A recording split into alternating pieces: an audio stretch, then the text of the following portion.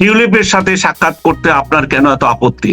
আপনি করছেন না, আপনার লোকজন কেন করবেন? আপনার দুদকের লোক আছে তো সেখানে, কি সমস্যা কি? দুদক তো জিজ্ঞেস করতে পারে, ভাই তোমার বিরুদ্ধে আমাদের এই এই অভিযোগ উঠেছিল, তুমি এটা যাও, তুমি বাংলাদেশে গিয়ে হাজিরা দাও। তোমাকে মমতাজকে বা আদার্সকে আমরা যেভাবে পচা ডিম মেরেছিলাম তোমাকে সেরকম মারবো না, তুমি আসো কথা বলো। এখন ওনারা অপেক্ষা করছে যে টিউলিপের কখন ফাঁসির আদেশ হবে, জেলের আদেশ হবে, তখন উনি টিউলিপ আয়সা এখানে ধরা দেবে যে আমি রেডি আছি, ব্রিটেন সরকার তাকে পাঠিয়ে দেবে। স্টারমার বলবে যে বন্ধু টিউলিপ তুমি চলে যাও। আরেকটা কথা হচ্ছে, স্টারমার কিন্তু যে প্রধানমন্ত্রীর সাথে আমাদের কথা হচ্ছে, সে কিন্তু বাংলাদেশে সফর করেছিল 2016 সালে। প্রধানমন্ত্রীর সঙ্গে দেখা করেছিল স্টারমার, এই যে টিউলিপের আমন্ত্রণে এসেছিল এবং সিলেট ভ্রমণ করেছিল। ভাই চক্ষু লজ্জা বলে তো একটা কথা আছে, তো এই লোক কিভাবে এই যে ডক্টর ইউনূসকে দহরম মরম করবে? ডক্টর ইউনূস এসছে আমাদের এই সমাজটাকে টুকরা টুকরা করে দিতে। উনি যত কিছু কর্মকাণ্ড করছেন সবগুলো আমাদের সমাজকে বিভক্ত করে দিচ্ছেন। আমাদের আগে যেটুকু বিভক্ত ছিল শেখ হাসিনার আমলে, খালেদা জিয়ার আমলে, এখন ঘরে ঘরে বিভক্তি, এবং এই বিভক্তির জনক হচ্ছেন উনি, এবং তার খেসারত এই জাতিকে দিতে হবে এবং তাকেও দিতে হবে। এবং এই বিভক্তিটা আমরা আশা করেছিলাম যে উনি যেহেতু শান্তির দূত, উনি এসছেন, উনি নেলসন ম্যান্ডেলার মতো একজন ব্যক্তি হতে পারতেন আমাদের এখানে, যে সাদা কালো যে দীর্ঘদিনের যুদ্ধ সেটাকে শেষ করে একটা ঐক্যবদ্ধ সমাজ তৈরি করে দিয়েছে। সেই জায়গায় ডক্টর ইউনূস আমাদের তাই করতে পারতেন। আমাদের এখানে মুক্তিযোদ্ধা কে, মুক্তিযোদ্ধা না কে, রাজাকার, এটা নিয়ে চলছে, হিন্দু না মুসলিম এটা নিয়ে চলছে। আমাদের এখানে ইসলামিস্ট যারা আছে তাদের যে একটা স্পেস থাকা দরকার, সেটা ছিল না এর আগে, তাদেরকে একটা স্পেস দেওয়া দরকার। এখন সবকিছু মিলে আমরা দেখতেছি যে তিনি যে ঐক্যবদ্ধ, জাতিকে ঐক্যবদ্ধ করতে চেয়েছেন বা বলছেন, সেগুলো ছিল কথার কথা। উনি আসলে এখানে একটা জঙ্গিদের ঐক্যবদ্ধ করেছেন। একটা জঙ্গি শাসন কিভাবে মানে দিন দিন বাড়তে পারে সেই ঐক্যবদ্ধ করেছেন, এবং সেই সমাজ উনি এখানে তৈরি করেছেন। এখানে একজন আরেকজনকে সহ্য করতে পারছে না, এবং এই আফগান স্টাইল রাষ্ট্র মনে হচ্ছে বাংলাদেশে শুরু হয়ে যাবে। আপনি এর মধ্যে খেয়াল করেছে দেখছেন যে সিলেটে পর্যটকদেরকে কিভাবে মানে নসিহত করতেছে, আর এই জায়গায় সিনেমা একটা চলবে, সিনেমা চলতে পারবে না। আমার কথা হচ্ছে, পর্যটন কেন্দ্রে যদি কেউ খারাপ কাজ করে আপনি সেখানে নসিহত করেন, ভাই এই তোমরা পর্যটকরা এই কাজ করো না। বা সিনেমা হলে লোকদেরকে বলতে পারে, সিনেমার নিয়ে কথা বলতে পারে, সিনেমার কন্টেন্ট খারাপ, এই সিনেমাটাই চলতে পারে না, এই সিনেমায় মাদককে উৎসাহ দেওয়া হচ্ছে, এই সিনেমায় এই এই খারাপ দিক আছে, খুন খারাপিকে উৎসাহ দেওয়া হচ্ছে। আমাদের যে সিনেমাগুলো স্পেসিফিক বলতে পারে তা না, সিনেমা হলই বন্ধ করে দিতে হবে। তো এই যে উৎসাহটা, আরেকটা জিনিস আমি একটা জিনিস আপনাকে স্মরণ করিয়ে দিই, ওই শাহজাদপুরে এই রবীন্দ্রনাথের যে কাছারি বাড়ি ভাঙা, এবং সেটাও আরেকটা জিনিস। দেখেন কত বড় স্পর্ধা, আমাদের সমস্ত ঐতিহ্যকে ধ্বংস করে দেবে। আফগানিস্তানে যে জঙ্গিরা এসেছিল, তারা যেমন তাদের ইতিহাস এবং ঐতিহ্য সবকিছু, বৌদ্ধ ধর্মের কত হাজার বছরের যে স্মৃতি ছিল সবগুলোকে ধ্বংস করে দিয়েছিল। এখানেও মনে হচ্ছে যে সে একটা জঙ্গি সমাজ তৈরি হচ্ছে আমাদের, এবং এই জঙ্গি সমাজের মানে দায়িত্ব না নিলেও ডক্টর ইউনূস হচ্ছে তার জনক। উনি দায় নেবেন না, উনি বলবেন যে না আমি এই জঙ্গি তো পছন্দ করি না, কিন্তু আপনি করেন না, কিন্তু আপনার শাসনে হচ্ছে, আপনি এর জনক, এবং এই জঙ্গি শাসন উনি আমাদেরকে উপহার দিচ্ছেন। তো এই যে একটা রাজনৈতিক মানে ইয়ের মধ্যে আমরা আছি, দেশের মধ্যে এটা মানে সমস্যার মধ্যে আছি, এই সমস্যা থেকে সবাই উত্তরণ চায়। উত্তরণ হচ্ছে ডক্টর ইউনূস সুন্দরভাবে একটা ইলেকশন দিয়ে বিদায় নেওয়া, শান্তিপূর্ণ একটা ইলেকশন যাতে আমাদের এখানে করা। এখন শান্তিপূর্ণ ইলেকশন কিভাবে হবে? কারণ তিনি নিজে তো অশান্তি করে রেখেছেন, তিনি একটা বৃহত্তর রাজনৈতিক দলকে বাইরে রেখেছেন। বাইরে রাখা মানে দেশে বিদেশে আমাদেরকে এইটুকু প্রমাণ দেওয়া যে 2014 সালে, 2018 সালে, 2024 সালে যে একতরফা নির্বাচন হয়েছিল, সেরকম আরেকটা নির্বাচন হবে। এখন কিছু টোকাই আমাদেরকে প্রশ্ন করে, আপনারা কি সেই সময় এই সমস্ত ইলেকশন নিয়ে বলেছিলাম? 17 বছর কোথায় ছিলেন? তোদেরকে বলি, এই টোকাইরা, আমরা এগুলার বিরুদ্ধেই বলেছিলাম, তোরা টোকাইরা গর্তে লুকিয়েছিলি, তোরা সেই জন্য দেখিস না আমরা তখন কি বলেছিলাম, কি করেছিলাম।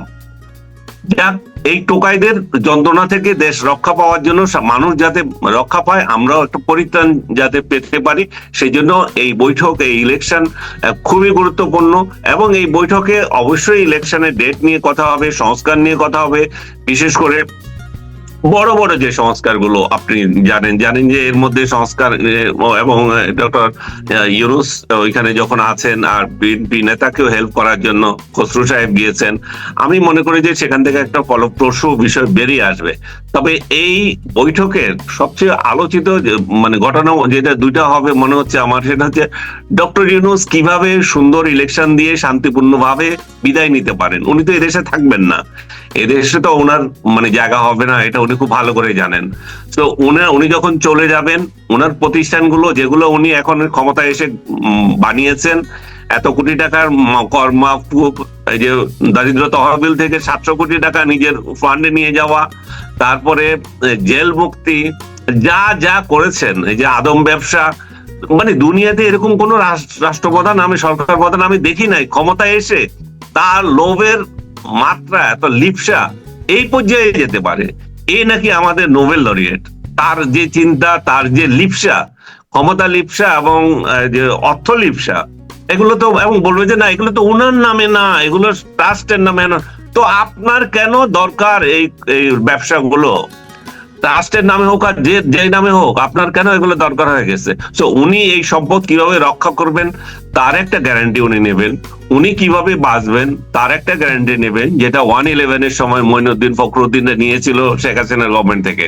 তো এইখানে বিএনপি গভর্নমেন্ট থেকে তারা সেরকম একটা প্রতিশ্রুতি নিয়ে যাবে। আর যেটা আমি দুইটা সেকেন্ড যে ইস্যুটা বলতেছি সেটা হচ্ছে ডক্টর ইউনূসের সরকার গত 10 মাস তার গোয়েন্দা রিপোর্ট গুলোতে প্রত্যেকটা রিপোর্টে ডক্টর এই উল্লেখ করেছে তারেক রহমান বাংলাদেশে আসলে তার জীবনহানি হবে। একটা তাদের একটা ইয়ে দেওয়া ছিল, এটা মানে অব্যাহত ছিল। আপনি দেখবেন ডক্টর ইউনূসের সাথে তার বৈঠক হচ্ছে, এখন সেই গোয়েন্দা রিপোর্ট উঠে যাবে। এবং আমার ব্যক্তিগত ধারণা তারেক রহমান অবশ্যই বাংলাদেশে খুব শিগগিরই আসবেন, এবং সেটা বাংলাদেশে উনি শেখ হাসিনার সরকারের পতনের যে 1 বছর পূর্তি, যেটা 5 আগস্ট হতে যাচ্ছে, তার আগেই আসবেন এবং সেটা উনি এখানে এই উদযাপনে অংশ নেবেন। এইটুকু আমার এখনকার বিষয়। আরেকটা জিনিস, এই যে আপনার বলা হচ্ছিল ঢাকঢোল পিটিয়ে ওনার সঙ্গে উনি দুদকের চেয়ারম্যানকে নিয়ে গেলেন, বাংলাদেশ ব্যাংকের গভর্নরকে নিয়ে গেলেন, যে এই চুরি হয়ে যাওয়া টাকা ফেরত আনবেন, এবং এটা নিয়ে এটা কি আসলে আদৌ সম্ভব কিনা। আর দ্বিতীয় কথা হলো যে ব্রিটেনের প্রাইম মিনিস্টার ওনার সঙ্গে দেখাই করলেন না, তো দেখা করলেন না, তো উনি কি যাওয়ার আগে সে ধরনের কোনো আলোচনা করে যান নাই? এইভাবে কি হয়? পররাষ্ট্র মন্ত্রণালয় তাহলে কি করেছে? এবং এই যে দেখা না করাটা, এটা কি কেবল ওনার ব্যক্তিগত অপমান, নাকি আমাদের পুরো জাতিকে অপমানিত করলেন? খুব ভালো প্রশ্ন করেছেন। আমি প্রথমে দুদক আর এর বিষয়টা নিয়ে, টাকা ফেরত আনার বিষয়টা নিয়ে বলি।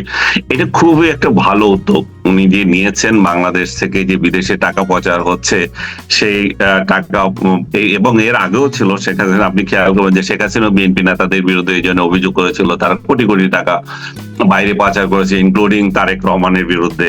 কিন্তু সেটা শেখ হাসিনাও প্রমাণ করতে পারেন না, কোনো টাকা আনতে পারেন নাই। এবং 2-4 টাকা যেগুলো এসছে ক্রেডিট কার্ড অমুক তমুক, এগুলো খুবই মানে হাস্যকর ধরনের ইয়েটা ওইভাবে উনি এস্টাবলিশ করতে পারেন নাই। ঠিক ডক্টর ইউনূসও ঠিক একই কাহিনী বলতেছেন, টাকা ফেরত আনবেন। এখানে জাভেদের কিছু সম্পদ জব্দ করা হয়েছে, সেটা আমি দেখতে পারলাম। আর এটা নিয়ে দেখতে পারলাম যে সালমান এফ রহমানের ছেলের বাড়ি কি এ ধরনের কিছু একটা জব্দ করার খবর দেখলাম। কিন্তু এগুলো খবরই থাকবে। ব্রিটেনের মতো একটা দেশ যারা খুনিদেরকে আশ্রয় দেয়, সারা ওয়ার্ল্ডের খুনিদেরকে আশ্রয় দেয়, সারা ওয়ার্ল্ডের সব অর্থ ওইখানে লুটপাটের জায়গা ওইটা, সেখান থেকে বা অন্য কোনো দেশ থেকে আজকালের জমানায় টাকা ফেরত আনা খুবই কঠিন ব্যাপার। ডক্টর ইউনূস যে এটা নিয়ে উদ্যোগ নিয়েছেন সেটাকে আমি অ্যাপ্রিসিয়েট করি, সেটা একটা ভালো দিক।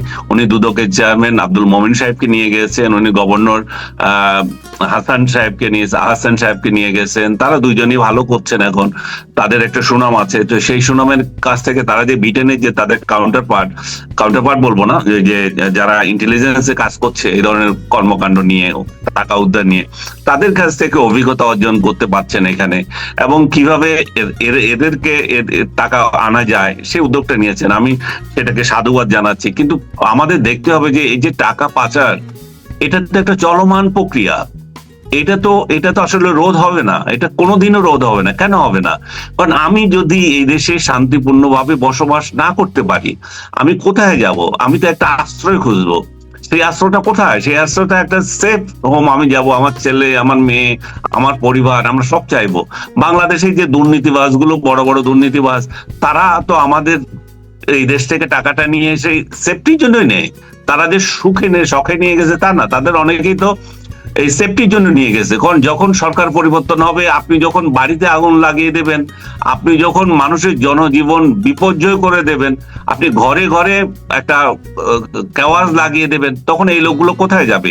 এই যে ডক্টর ইউনূসের সঙ্গে আজকে যারা আছে, মনে করেন যারা বিদেশি পাসপোর্টধারী, তারা তো খুব ইজিলি চলে যাবে। বাকিরা কই যাবে? বাকিরাও তো সেই একই পথ খুঁজবে, তারাও তো একই রাস্তায় যাবে। তারাও ইতিমধ্যে অনেকে বাইরে টাকা পাচার করে ফেলছে, তারাও অনেকে বাড়িঘর করে ফেলছে, এরকম নিউজ আপনি নিশ্চয়ই দেখতে পান। সো তারা কেন এটা করছে? তারা তো একই ঘটনা। তারা যে মব সংস্কৃতি এদেশে চালু করে গেছে, আগে সরকার থেকে তো 100 গুণ ফেস করবে এবার। আগের গুলোতে ব্যক্তিগতভাবে করছে, সরকার পরিবর্তন হলে এগুলো তো জনরোষে পড়বে। এবং যেই সরকার আসুক, আপনি কি মনে করেন যে আওয়ামী লীগ কিংবা তাদের প্রতিপক্ষ এদেরকে ছেড়ে দেবে? যাদের বাড়ি ঘর আক্রমণ করেছে, ইনক্লুডিং ডক্টর ইউনূসের বাড়ি, ইউনূসের বাড়ি থাকবে কিনা সেটা আজকে লিখে রাখেন। ডক্টর ইউনূসের যে বাড়ি, পার্সোনাল বাড়ি, সেই বাড়িও থাকবে না, সেই বাড়িও যাবে। এখন বঙ্গবন্ধুর হত্যাকারী ছিল আপনার খন্দকার মোস্তাক। খন্দকার মোস্তাক কিন্তু আগামাসি লেনে তার বাড়ি কিন্তু অক্ষত ছিল, কেউ কোনোদিন আক্রমণ করে নাই আওয়ামী লীগ। কিন্তু এবার দেখবেন ক্ষমতার পট পরিবর্তনের পরে কিভাবে এক একজনের বাড়ি ধ্বংস করা হয়। আজকে লিখে রাখেন, আমার এটা রেকর্ড হচ্ছে এখানে। এই সংস্কৃতি ডক্টর ইউনূস করে গেছেন। আমরা কি এই সংস্কৃতি চেয়েছিলাম? আমরা চাই নাই। এখন বিএনপি যদি ক্ষমতায় আসে, তার কতটা সক্ষমতা আছে এগুলো রোধ করার? কারণ তাকে তো একটা ক্যাওটিক সোসাইটি, ক্যাওটিক সমাজ, ক্যাওটিক দেশ তাকে দিয়ে উপহার দেওয়া হচ্ছে। এই উপহার তাহলে কিভাবে হবে? বিএনপি যদি স্ট্র্যাটেজি চেঞ্জ না করে, বিএনপি যদি তাদের রিকনসিলিয়েশনের জায়গায় না যায়, যেটা আমি আগে থেকে বলছিলাম, আমরা কে মুক্তিযোদ্ধা, কে রাজাকার, আজকে স্বাধীনতা 54 বছর পরেও এগুলো নিয়ে আছি, কে হিন্দু কে মুসলিম, ধর্ম নিয়ে আমরা মাথা ঘামাচ্ছি। আমাদের সোসাইটিতে কে কি কোন লাইনে চিন্তা করবে, এগুলো নিয়ে আমরা চিন্তা করছি। আমরা ঐক্যবদ্ধ সমাজ, হারমোনি কিভাবে হবে, সেসব আমাদের কোনো চিন্তা নাই। আমরা এই যে হারমোনি অ্যাওয়ার্ড নিতে গেছি, যে রাজা গত জুলাইতে না জুনে একটা অ্যাওয়ার্ড চালু করেছেন, বাংকি মুন আরেকটা মাংকি ওইটাকে দিয়েছে একটা, এখন আরেকটা নিয়ে গেছে হাই লেভেলের একটা ব্যক্তি, যাতে করে এই অ্যাওয়ার্ডটা খুব নাম হয়। এই অ্যাওয়ার্ডটা মানে কিছুই না, ফাউল একটা অ্যাওয়ার্ড, যে আপনাকে বুঝানো, মনে করেন যত বড় ব্যক্তিকে আপনি পুরস্কার দেবেন, পুরস্কার মানতেই বেড়ে যাবে। আজকে ডক্টর ইউনূসকে দিছে, এরপরে মনে করলেন যে ওবামাকে দেবে বা এই জাতীয় কাউকে দেবে, তাহলে এটার মান বেড়ে গেল। যে এরকম একটা অ্যাওয়ার্ডের জন্য উনি এখানে গিয়েছেন, ওনার সাথে ওনার বৈঠক হয়েছে। এটা একটা মানে বাংলাদেশকে করা, যে রাজার সাথে বৈঠক হয়েছে, রাজা একান্তে 30 মিনিট দিয়েছেন। এটা তো কখনো কোনোদিন কাউকে দেন না। বাইরের ভাই, রাজার সাথে বৈঠকের কি আসে যায়? আমি নিজেও তো পার্সোনালি অনার্ড ফিল করবো না? আমার কি এমন ঠেকা পড়েছে রাজার সাথে 50 মিনিট দেখা হতে, 30 মিনিট দেখা হলে সেটাকে জীবনের শ্রেষ্ঠ ঘটনা হিসেবে মনে করব? আমি এরকম বহু ব্যক্তিত্ব, আমি বলবো না এখানে সবকিছু, যে এরকম বহু ভিআইপি দেখেছি জিন্দিগিতে। আমার ইচ্ছা হয় না যে তাদের সাথে একটা সেলফি তুলে রাখি। হ্যাঁ, তাদের সাথে দেখা হয়েছে, কথা হয়েছে, দ্যাটস ইট। কিন্তু ডক্টর ইউনূস তো এর ব্যক্তি না। উনি তো ওনার প্রোপাগান্ডা টিমকে নিয়ে সবসময় চলেন। ওনার কাজই হচ্ছে প্রোপাগান্ডা করা, এবং সেই শুরু থেকে এই পর্যন্ত এই প্রোপাগান্ডায় ওনার দিন দিন হচ্ছে। আমাদের এর বিপরীতে প্রধানমন্ত্রীর সঙ্গে দেখা হলো না, ওটাকে কি বলবেন? ওইটাই আমি আসতেছিলাম, যে দেখেন কতটা মানে এটা একটা মানে খেলো জিনিস। উনি গিয়েছেন একটা পুরস্কার নিতে, উনি গিয়েছেন তারেক রহমানের সাথে দেখা করতে, এই দুইটাই হচ্ছে কনফার্ম। এর মধ্যে উনি ওনার এই লটবহনীয় যে ভিজিট, সেটাকে দ্বিপাক্ষিক বলে চালাতে চাচ্ছেন। এটা দ্বিপাক্ষিক কিভাবে হবে? যখন আপনার সাথে প্রতিপক্ষ দেখা করবে না, আপনার প্রতিপক্ষ বলুন হচ্ছে আপনার সমকক্ষ যিনি ওইখানে আছেন, উনি হচ্ছে ব্রিটিশ প্রধানমন্ত্রী, উনি আপনার সাথে দেখা করবেন, সেটা কনফার্ম না। কিন্তু আপনি ফরেন মিনিস্ট্রিতে এই বৈঠকটা হচ্ছে একটা দ্বিপাক্ষিক বৈঠক ডিক্লেয়ার করে গেছেন। 4 তারিখ ফরেন মিনিস্ট্রি এখানে ডিক্লেয়ার করে গেছে যে এটা একটা দ্বিপাক্ষিক বৈঠক, এবং পররাষ্ট্র আমাদের উপদেষ্টার সাথে প্রধানমন্ত্রী ওইখানকার দেখা হচ্ছে। কিন্তু সেখানে গিয়ে দেখা গেল কি, দ্বিপাক্ষিক সফরে আপনাকে এয়ারপোর্টে রিসিভ করতে তো একটা মানুষ যাবে, এখানে তো ব্রিটিশ সরকার একটা কুত্তাও যায় নাই, এখানে গিয়েছে, আমি সরি ফর ল্যাঙ্গুয়েজ, এখানে গিয়েছে আমাদের অ্যাম্বাসেডর, হাই কমিশনার। সো তাহলে আপনার সাথে দ্বিপাক্ষিক এটা কিছুই না, আপনার সাথে কিছু মন্ত্রী, কিছু অমুক তমুক অফিসার দেখা করে, এটা তো ডক্টর ইউনূস এমন হাই লেভেলের ব্যক্তিত্ব এখন গড়ে তুলেছেন সারা ওয়ার্ল্ডে, এটা তো ওনার কাছে এমনি দেখা করে, এটার সাথে দ্বিপাক্ষিক কোনো সম্পর্ক নাই। সো আপনি একটা বৈঠক করলেন, সেটাকে দ্বিপাক্ষিক না বলে দ্বিপাক্ষিক চালালেন, এটাতে তাহলে কে দায়ী? একটা পররাষ্ট্র মন্ত্রণালয়, আমাদের লন্ডন মিশন, আমি সবগুলোকে বলবো যে পরিস্থিতিতে ঘোলাটে করেছে, এবং ডক্টর ইউনূসের প্রোপাগান্ডা টিম এটাকে আরো বাড়িয়ে দিয়েছে, কারণ বলছে যে উনি দেশে নাই, উনি আছেন কানাডায়। সো এই ধরনের কথাবার্তা গুলোর মধ্য দিয়ে একটা ধূম্রজাল সৃষ্টি হয়েছে। উনি কেন দেখা করেন না এখন, সেটা হচ্ছে বিষয়। কি কারণে দেখা করবেন? কারণ হচ্ছে যে ব্রিটেন আওয়ামী লীগের যে সমস্ত লোকজন আছে বা ব্রিটিশ বাঙালি যারা আছে, তারা দীর্ঘদিন থেকে লেবার পার্টির সাথে সংযুক্ত, তারা লেবার পার্টিকে চাঁদা দেয়, এই যে টিউলিপ থেকে শুরু করে সবার সাথে তাদের রিলেশন। সো এই লোকগুলো, এবং আপনি দেখেন যে 5জন 4জন যে কয়জনই বাংলাদেশ থেকে এমপি হয় সবগুলো লেবার পার্টির। সো লেবার পার্টির সাথে বাংলাদেশের সম্পর্ক খুব ওতপ্রোতভাবে জড়িত। তারা ডক্টর ইউনূস যাওয়ার আগে থেকে চিঠি দিয়ে বেড়াচ্ছে যে এই লোকের সাথে দেখা করবে না। তারপরে এর মধ্যে দিয়ে ইন্ডিয়ান ইনফ্লুয়েন্স আছে। আজকেও আমি একটা ইন্ডিয়ান খবরে দেখলাম যে ইন্ডিয়ান লবি কাজ করেছে যাতে করে তার সাথে দেখা না হয়। কারণ হচ্ছে যে তারা চায় না যে ব্রিটেন সরকার তাদের এই ধরনের একটা স্বীকৃতি দিক। ব্রিটেনের সাথে তাদের সম্পর্ক খুবই মানে দিন দিন বেড়ে যাচ্ছে। তাদের ব্রিটেনে ইন্ডিয়ানরা এখন বড় ইনভেস্টর, ব্রিটেনের সাথে তাদের অনেক চুক্তি হচ্ছে। তাদের স্টুডেন্টরা ওইখানে আপনার এই যে মেডিকেলের যে গ্যারান্টি, এটাকে ইন্স্যুরেন্স, এই ছাড়া থাকতে পারে, চিন্তা করতে পারেন না। আমাদের এখানে একটা লোক বাংলাদেশি যদি একজন যায়, বছরে 2000 পাউন্ড তাকে ইন্স্যুরেন্স দিতে হয়, আর ওদের এটা মাফ হয়ে যাচ্ছে যে ভারতীয়দের। সো আমরা এই সমস্ত বিষয় নিয়ে নয়, আমাদের স্টুডেন্ট গুলা সবচেয়ে বেশি পয়সা দিয়ে সেখানে পড়তে যায়, এগুলো নিয়ে কোনো কথাবার্তা নাই। আসছেন উনি হারমোনি অ্যাওয়ার্ড নিয়ে, সো হারমোনি অ্যাওয়ার্ড নিয়ে উনি থাকেন। এবং রাজাকে কি বলছেন আমি জানি না, রাজার সাথে একান্ত বৈঠকে নাকি সংস্কার নিয়ে কথা হচ্ছে। রাজার আর কাজ নাই যে বাংলাদেশের সংস্কার নিয়ে ওনার মাথা কামাবে না। তো এই সমস্ত ঘটনাবলী এভাবে যাচ্ছে। যেটা বলছিলাম যে ব্রিটেন আওয়ামী লীগের লোকজন এই ইনফ্লুয়েন্সটা করতে পেরেছে যে তুমি দেখা করো না, তাতে করে একটা রিকগনাইজেশন হয় না, তাকে সেই যে সরকার প্রধান সেটা যাতে না বোঝা যায়। এবং সফলভাবে তারা করেছে, কারণ তারা তো সেটা করবে, কারণ হচ্ছে যে তার ভোটার এবং তার ফান্ড, এই দুইগুলো তো সে দেখবে। ভাই জিততে হলে তো তার এগুলো লাগবে, তাই না? এখন আপনি বলবেন যে এগুলো কি উচিত ছিল কিনা, না আমাদের রাজনীতিতে আমাদের বাংলাদেশকে তাহলে আরেকটা ইন্টারন্যাশনাল ইয়েতে পড়ে যাচ্ছে, কূটনৈতিক চক্করে পড়ে যাচ্ছে। আমরা এভাবে যদি আমাদের রাজনীতিটা বাইরের হাতে চলে যায়, আমাদের গতি নির্দেশ তারা করে দিচ্ছে। কিন্তু এটা আমরা কি করব, কারণ আমরাই এরকম পরিস্থিতি তৈরি করছি।